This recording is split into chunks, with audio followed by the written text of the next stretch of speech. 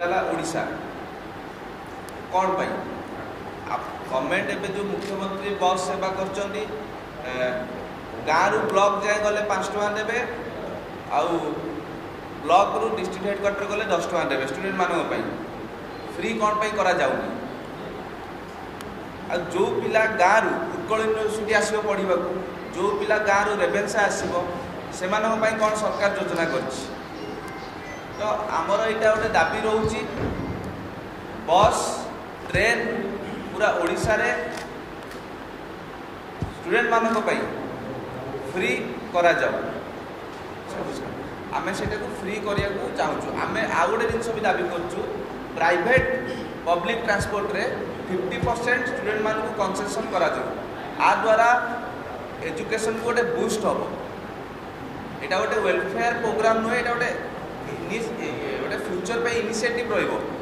develop राज्य गोटे initiative यहाँ क्रिएट हम कहीं बहुत छात्र छात्री जो रूराल जगार गाँ गहली जो मैंने 10-15 किलोमीटर किए ट्रावेल कर 30 किलोमीटर ट्रावेल कर डेली ट्रावेल कला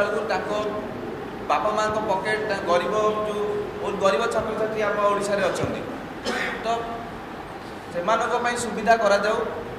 आमे चाहूँ आ द्वारा निश्चित ड्रॉप आउट रेटा कम क्या गोटे पब्लिक ट्रांसपोर्ट गोटे इम्पोर्टाट रोल प्ले कर एजुकेशन कहीं रीजन मैंने one of the main reason को पूरा मेन रीजन को one of the main reason मुझे निश्चित भावुँ drop out rates transport class